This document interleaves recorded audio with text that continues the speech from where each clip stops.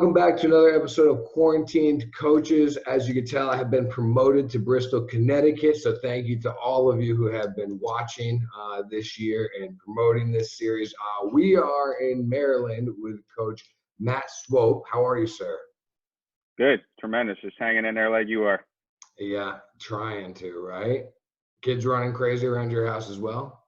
Yeah, the grandparents got them this morning, so we got lucky, but school starts at 12, so we'll be right back in it then.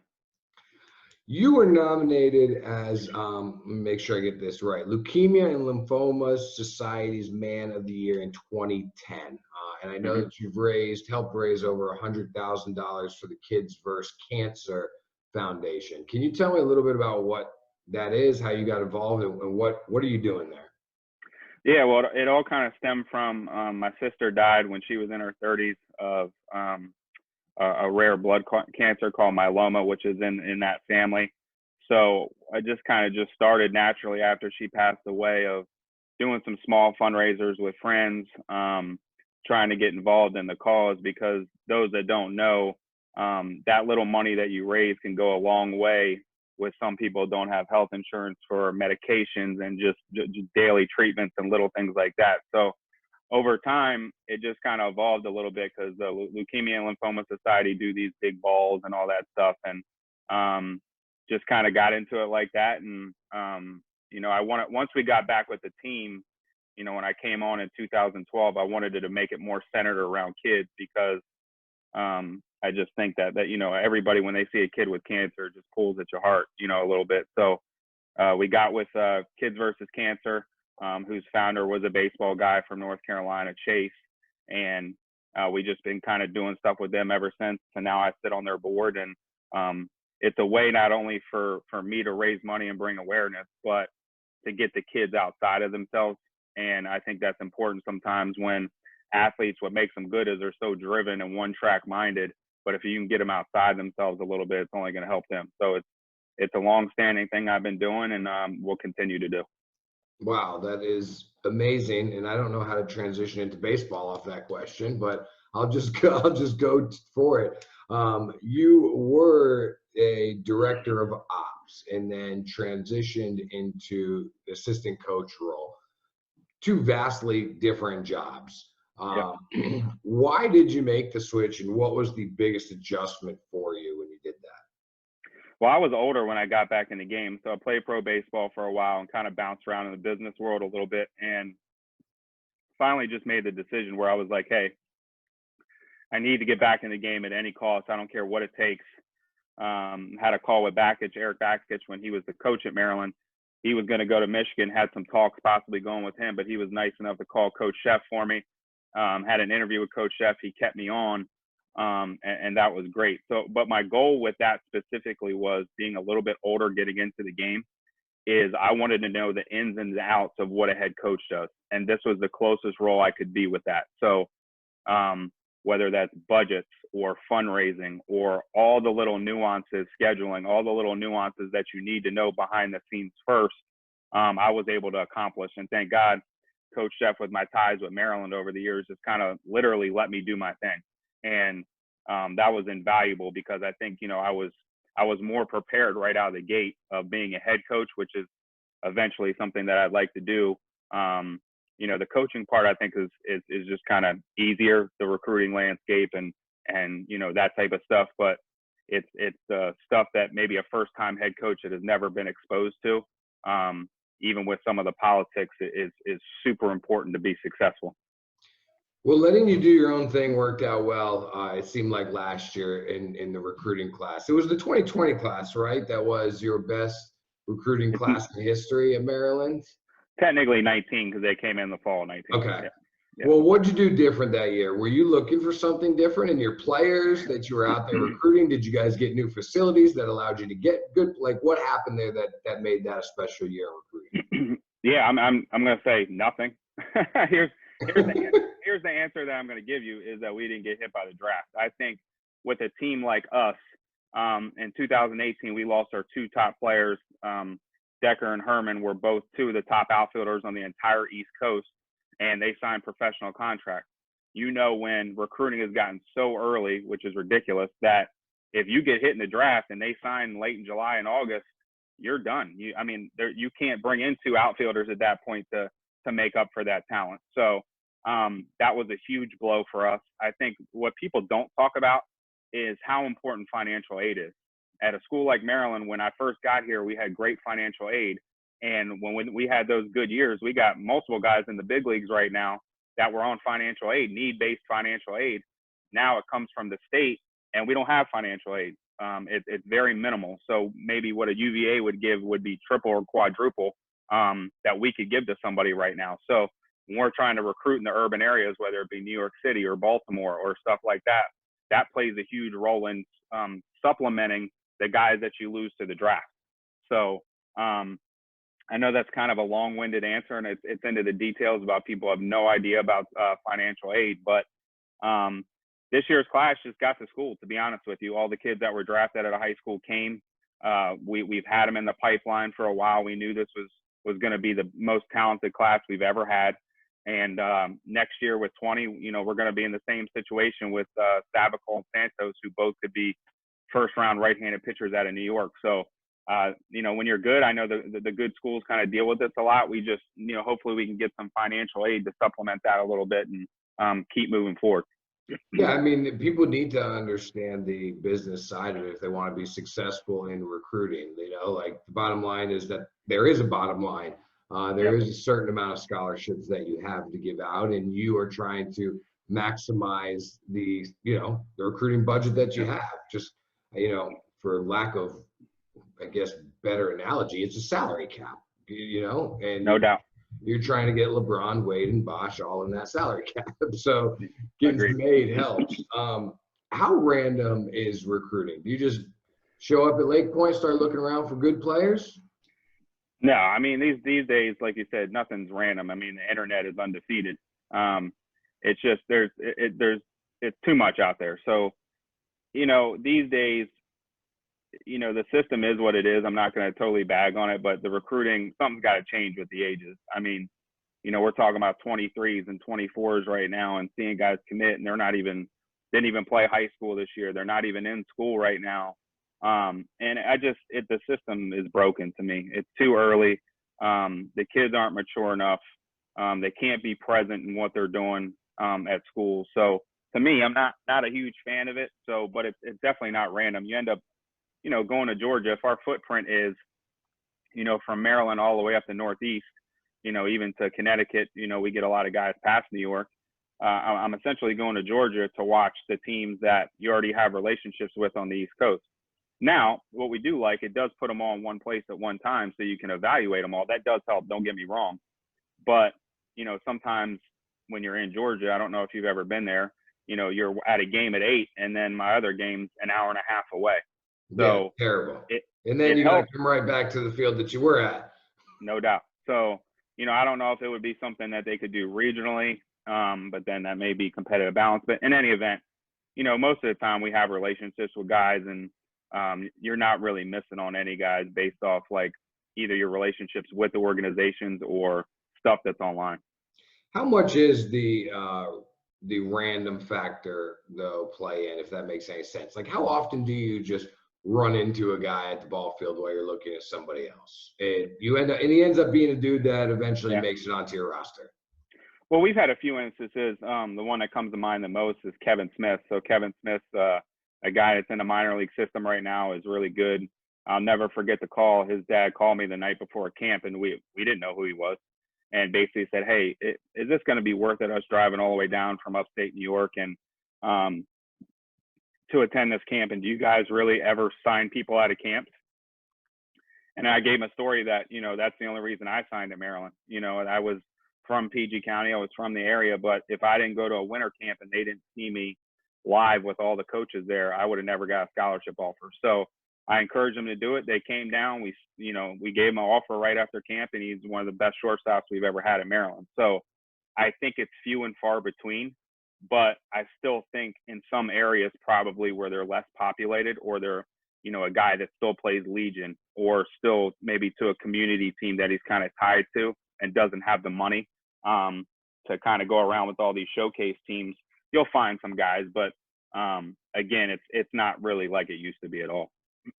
Right, you kind of touched on a couple of the roads I wanted to go down there because one, I did want to ask you about camps and how can a player, that's one of the big questions is always, is it worth my time? Is it worth my Mhm. money?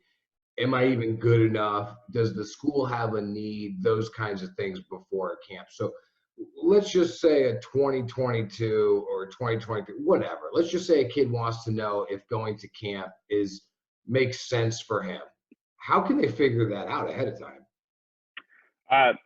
It comes with relationships and being transparent. So in the recruiting process, if they know a coach that knows us, or even if he emails us about camp, which we're allowed to reply about, I was just trying to be transparent and honest as possible. And I think when you do that over time, coaches know about your program that you're going to shoot them straight. So when it comes specifically to a kid, we've had 97% of our camps, our kids that are committed have been to a camp.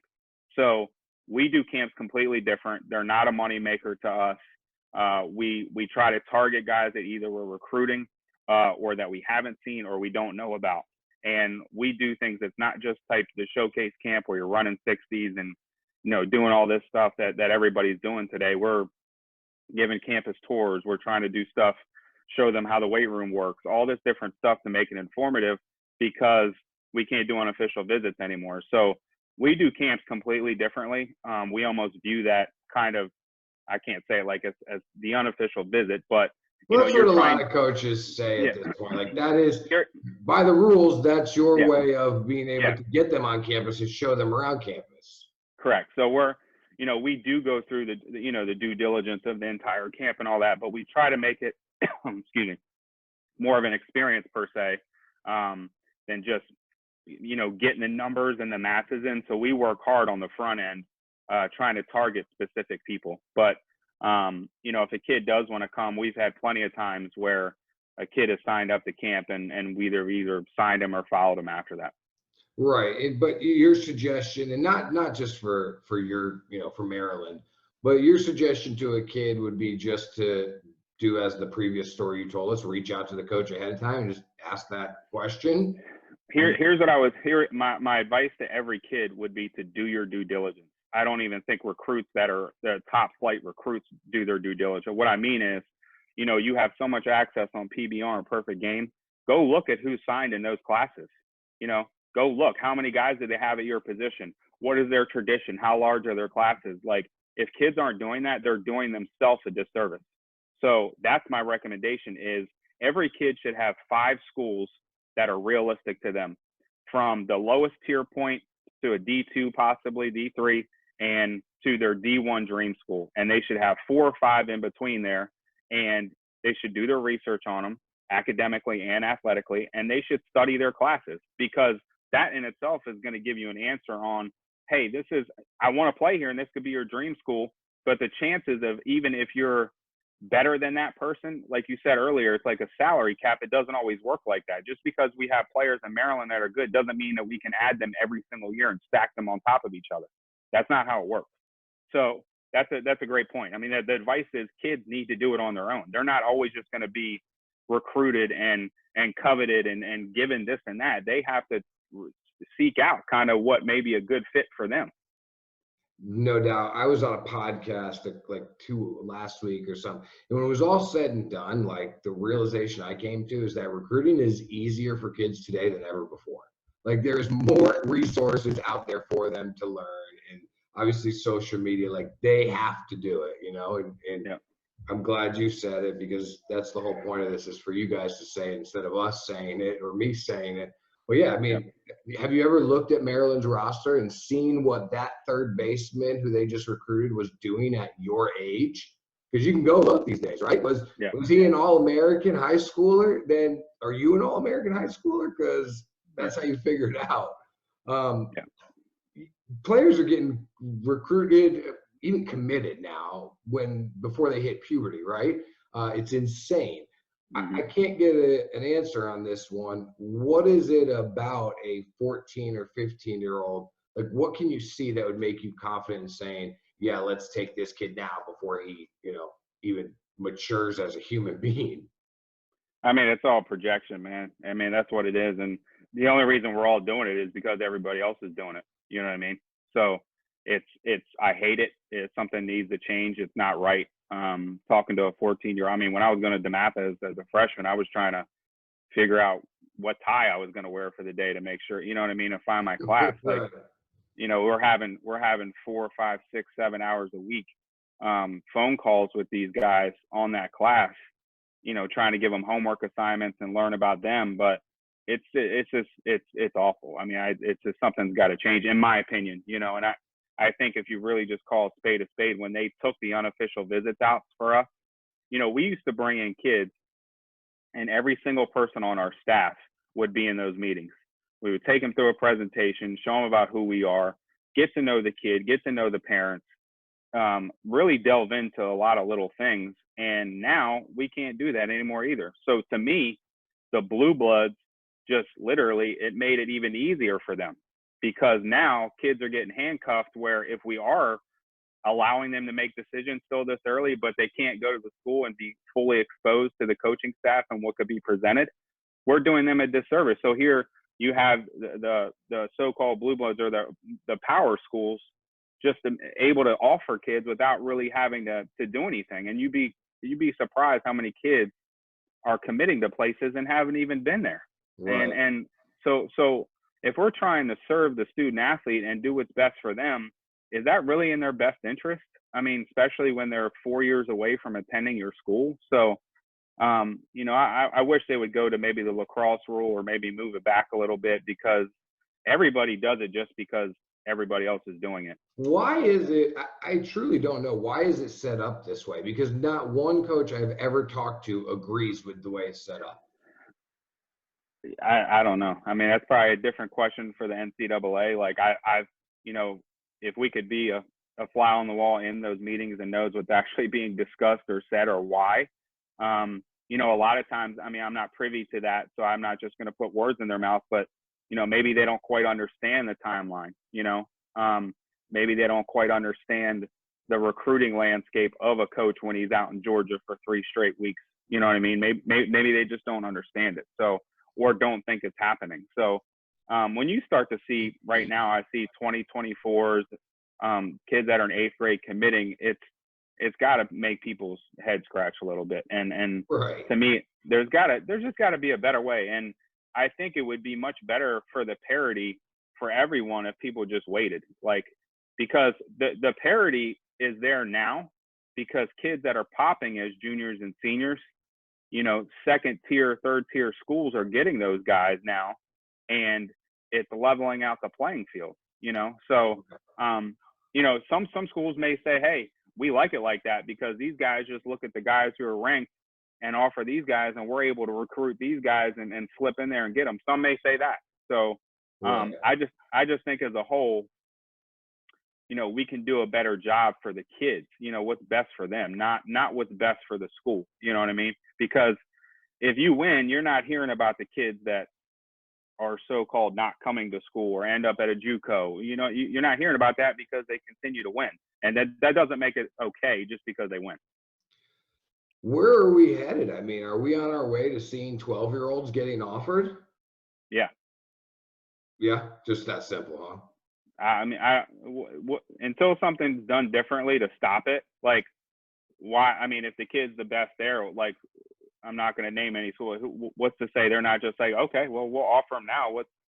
It's not binding yet. They're not necessarily signing anything till 5 years from now. You know, Right. you know what I mean? So Go ahead it's and throw it out that this 7th grader, this 6th yeah, grader. I mean, didn't yeah, basketball, wasn't there a couple stories about basketball doing that with like middle yeah, school? yeah, for sure. And we don't. And the thing is, like, like, we don't want it to get to the AAU circuit. We don't want it. Like, the best thing about baseball is that when a kid commits, coaches and people are respectful of that commitment. You're not trying to swoop in and steal that recruit and undercut other coaches and schools. There's still actually some respect within the game from us. That's great. That's the best part of it. You know, is that, you know, we're trying to honor those commitments. So, you know, that's the good part about it. But let's not ruin it by, you know, continuing to have it be earlier and earlier and earlier, because then you're just going to have too much turnover and change on the back end. So what is the pressure on you guys to do it? Explain that, because, right, like every coach will sit here and say, this is a terrible thing. This is a terrible thing. We don't want to do it, but we do it. So why do you do it? Well, in our circumstance, there's a lot of guys out there that work hard in recruiting, but we try to make sure that everybody on our staff is talking to our guys. So we're going through not only just normally one coach, which, a lot of schools, one guy would recruit one guy and that would be kind of it. We kind of pass them along, delve into some stuff. We give homework assignments, meaning we'll give them something to do. So I want to see how much they're engaged. So we're trying to take that extra step on the front end to see how interested they are, to see their commitment, what type of character they have. And we're starting there.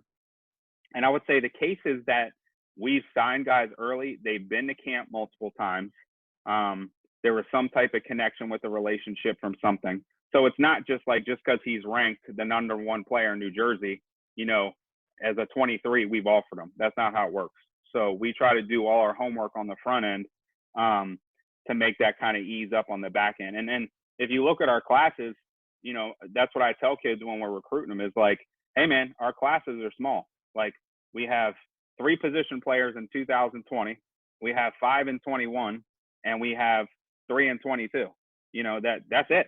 So, look at the positions, look how we've done things. Like when we go after guys and offer them, that's it. We're not stacking 15 people up in a class.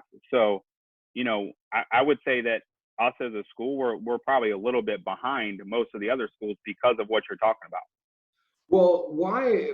The question is more so about like, why are teams doing it? And I'm asking more, what are the pressures on you guys, right? Like coaches don't Yeah. want to do it, but is it just a fear of missing out and then my team's going to suck and then I'm going to get fired? Is that what it is? Is it that simple? I think everybody's competitive, right? Like that's why I'm in it. Like that's why we're on it. We're competitive. We want to be the best. We want to get the best players. Certainly, our job is to keep the best players in Maryland. It is. But, there's an example of a kid in Maryland right now that like came to camp, boom, he was already with another school like a week later. So other teams do it, to be honest with you, because it's less work. So if they see a kid that's ranked, if they stack the numbers, and he gets committed, it's easy to have the conversations after that. You're not taking the time to delve into his personality and all that. You're saying, wow, he's the number 1 ranked player in Maryland. We're going to go poach him and offer him early. Great, we got him. That's it. Like they don't have to spend the hours on the phone on the front end and do all the homework that you're talking about. Let's just get a bunch of numbers and hopefully it'll work out. And then have the conversations later and figure out if this is what it's going to work for us or not. Correct. Yeah. So let's say that a kid commits early, because we do see this a lot, and it is just part of the process. Nobody's trying to do anything wrong by the kid. But the offer's made early, the kid signs early or makes the verbal commitment early.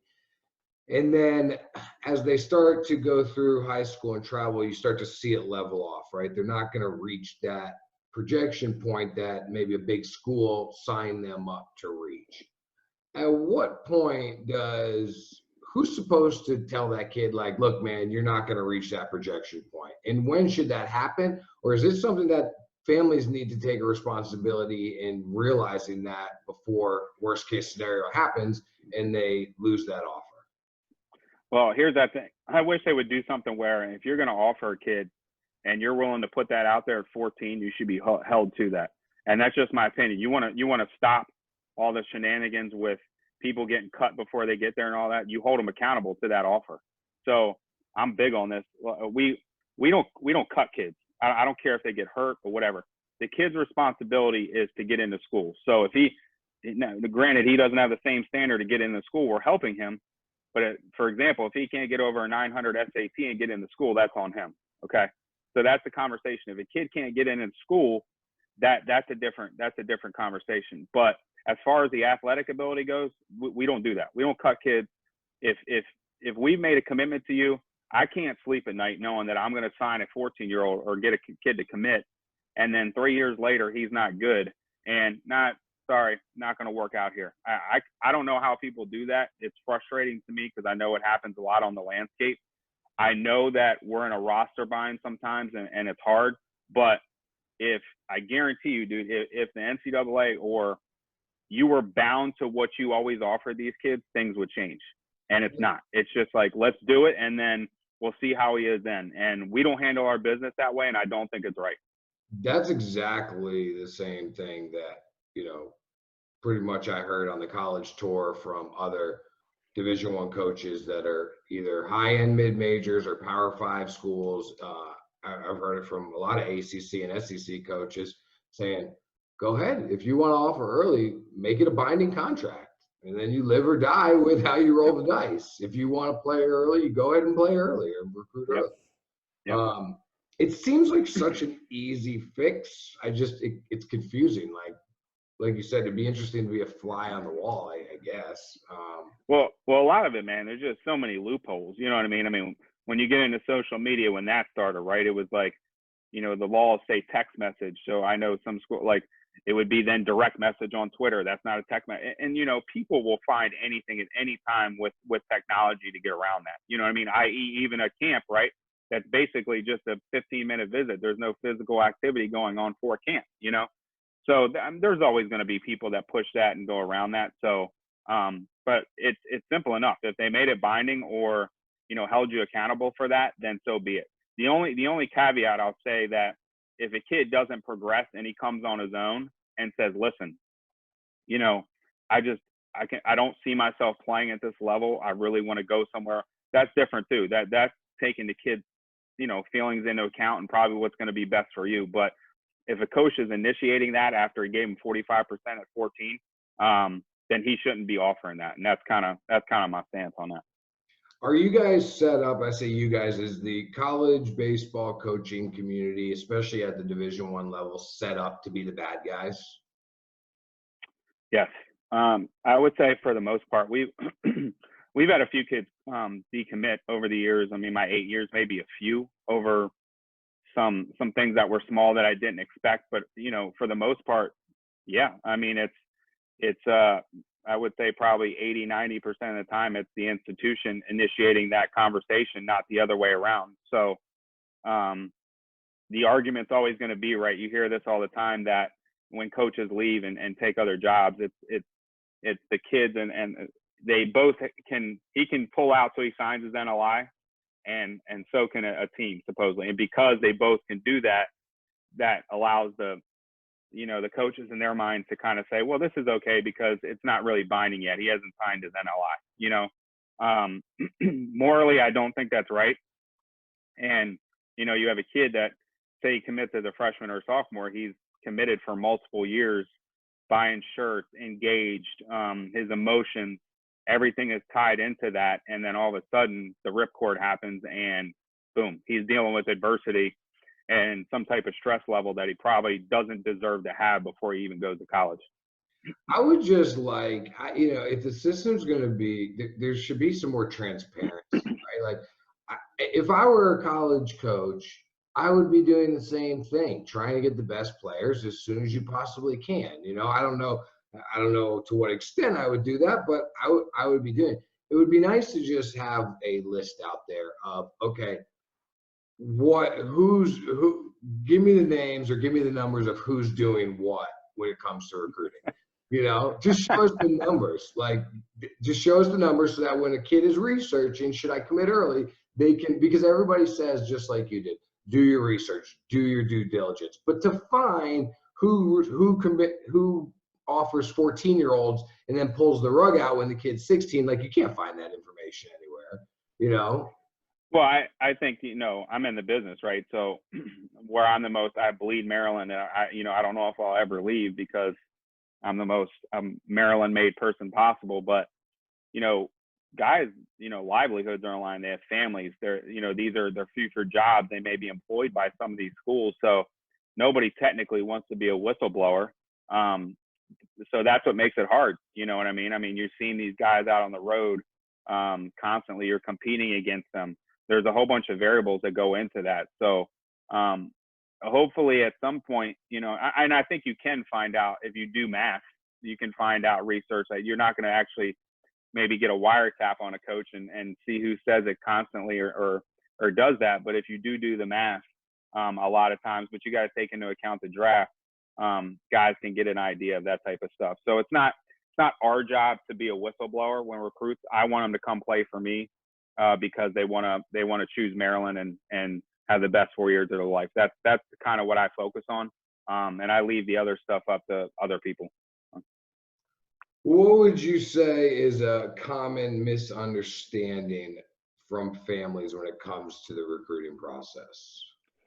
Simple as like, don't believe what you read on the internet. That's it. Like, you know, I hate to say it, when I was growing up, my parents didn't know because there wasn't the information out there. Now there's too much. You know, you can read a ranking from PBR or Perfect Game, and I respect those guys and have good relationships with all of them. But what I think is a ranking may be completely different than what they think.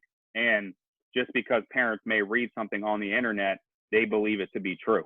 And that's the biggest problem that we have, is that they think they're educated, but they're really not.